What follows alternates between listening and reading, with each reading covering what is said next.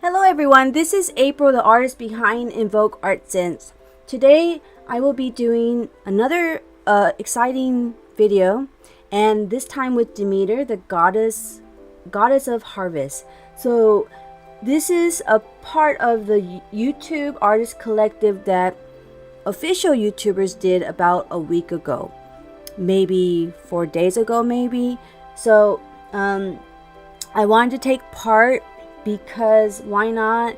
You know, even if I'm not an official member, I can still put in my 2 cents. So this is my unofficial mythological character for the YouTube artist collective. So many YouTubers did Persephone, and Persephone is a very interesting goddess in her own right, but without her mother, Persephone would never be born, never have been born. So her mother is the Greek goddess of harvest, and when Persephone was taken to the underworld, and later when Persephone ate the pomegranate, she couldn't come back to live with her mother, and Demeter was just heartbroken. And so she just stopped doing her part. There was no harvest, no crops, and Zeus jumped in and made a pact with Hades. So 4 months, Persephone only had to stay in the underworld for 4 months. But during that time, Demeter didn't want to do her job. So winter and autumn, they were born because of Demeter. So Demeter doesn't do her job during that time, and there's no crops and no harvest during that time. But she will do her part in spring and summer because she's happy and excited to be with her daughter again.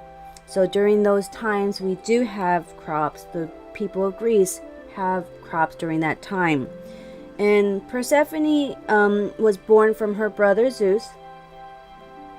It's something that's strange probably to hear a little bit, but I'm sure that many Greek goddesses and gods were born from each other, you know, brothers and sisters having many babies together. She even had babies with her brother Poseidon.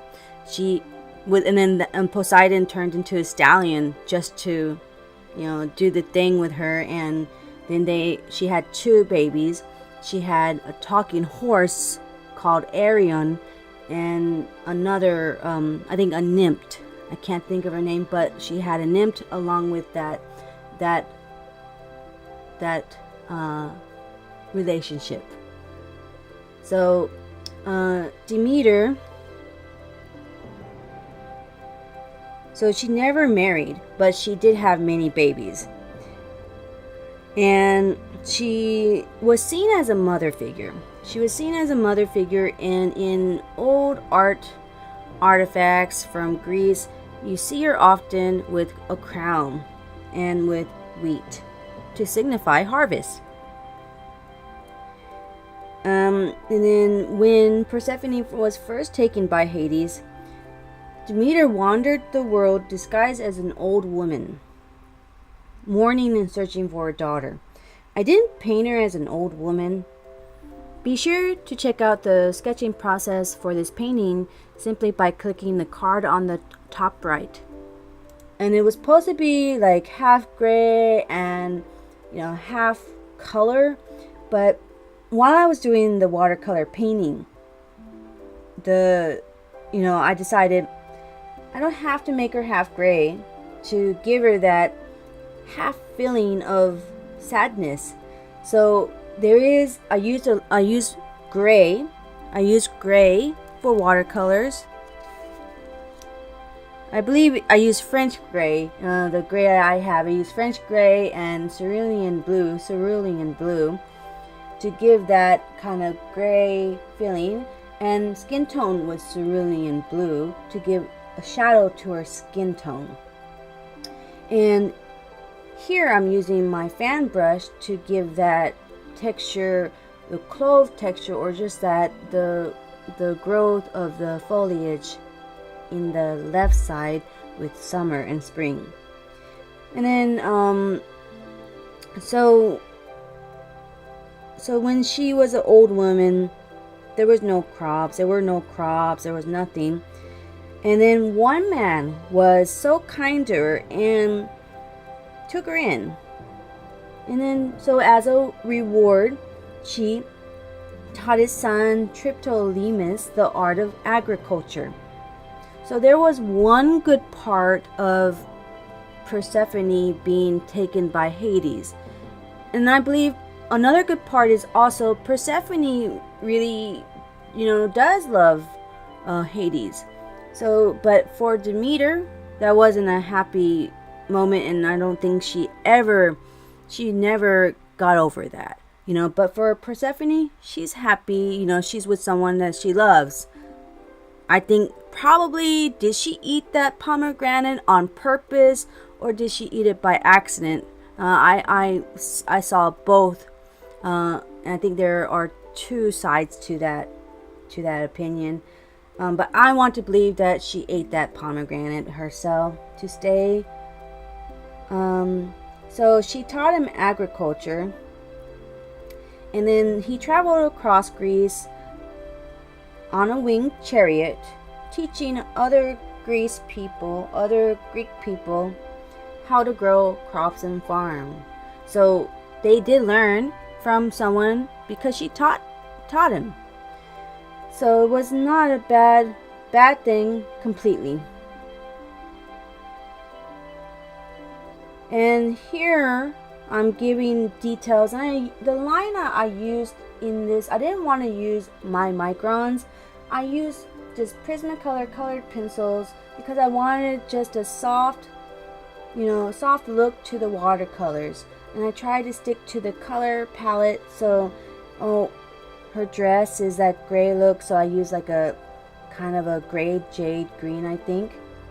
And so half of her dress is spring, half of her dress is winter, to signify the background that, half of the year she is happy, and half of the year she is sad and cold. Maybe that's true for me too. Winter, I'm not happy. What is your favorite season?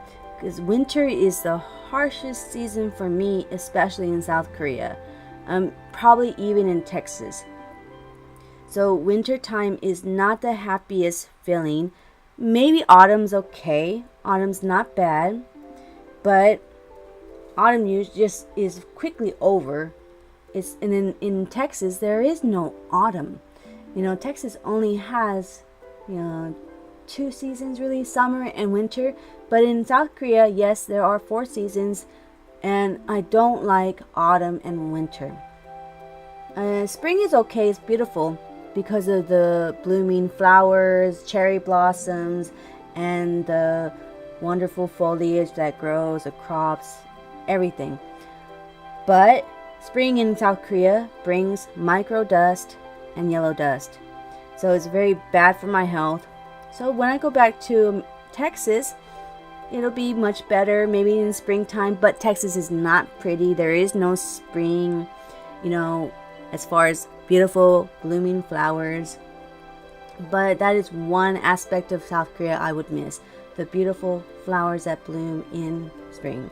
Summertime, summer is good because I'd rather be, I guess, hot than super cold. And it's more freeing. I don't have to bundle up and I don't like having the heater on. Air conditioner being on, I can do without it. But if it is on, then it's great. I don't mind summer. So I really prefer summer over any season. So this painting here on the winter side. So winter, we have white snow, right? And later I thought I should have put autumn in the middle or something. Maybe even like flowers, you know, on the good side, the happy side. But that is something that I have to just maybe rethink and redo for my next painting. But that probably would have made it even better to have all 4 seasons. And the snow is not pure white, I don't think. But when we look at it, how do I make it pop and have contrast? So I used like a lot of blues and purples in the background. I used dark permanent violet mixed with like a little bit of black for the back. In the front, I kept a lot of the white because watercolors, you want to keep your highlights and whites, you know, not painted. And later when I did the grass in the front, the growing tall grasses, I used some drawing gum to draw that in. And then later, after I put a darker shading of green over that, and I gave the grass shadows and contrast, then I removed the drawing gum, and it gives it the grass, the front, a more contrast, and then more highlights for that. And in the back, for the happy side, I use a lot of natural colors. A lot of burnt sienna, burnt umber, and burnt sienna, and probably also like light red and Van Dyke brown. I like Van Dyke brown because it has a red undertone to the watercolor. And then I'm going with the fan brush, but really it didn't work out very well. I was just being lazy. I had to just, you know, draw in the grass individually mostly.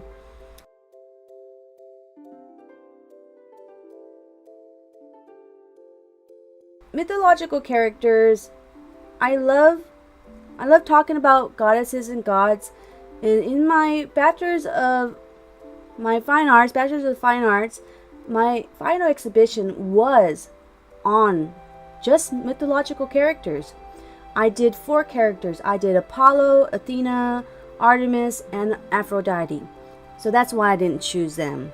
You know, I probably should have, like, maybe one day, maybe soon even, maybe I'll do a redraw of one of my characters I did. You know, because at the time, you know, I was just, you know, new at drawing figures, and I didn't really practice a lot in my sketchbooks. You know, didn't do anything in my sketchbook, so it was maybe not, could it be better? But I did them in oil paints, and they were huge, you know, almost the size of me, you know, for 4 big paintings. And I did sculptures of their heads in clay, and I made them antique-y looking. But maybe one day, you know, when I'm back in America, I can show you those pieces in a video. But for now, I can do maybe possibly a redraw with one of them, you know, to see how I would draw it now. And that was in 2016. And those paintings and sculptures took 2 years to complete. Sculptures, probably less because you can't wait too long. But the sculptures didn't take me as long. I'm really quick at hand building clay and stuff. And I can't wait to get back into that part of art. But for oil paintings, they did take 2 years to complete. This is why I like watercolors. Watercolors are actually harder than oil paint. So much more challenging. Her skin tone was quite challenging for me. You know, I'm trying my best, but sometimes it looked too grainy. Maybe I'm just not patient. I should just let it dry. And then I didn't let it dry, and then I made a mistake. I don't make happy mistakes like Bob Ross. But so it did work okay. I used for shading, I used the skin tone mix, the rose and the Naples yellow, and then I used cerulean blue for my darks, and I even used some mixture with the skin tone with like burnt sienna, maybe even also burnt umber, you know, just a little bit to give that shading. I didn't want her to look happy.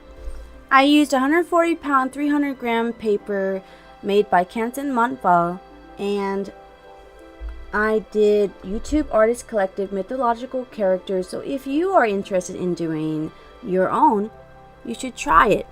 And thank you for watching. Subscribe, hit the notification bell, like the video, and see you next time in the next exciting video.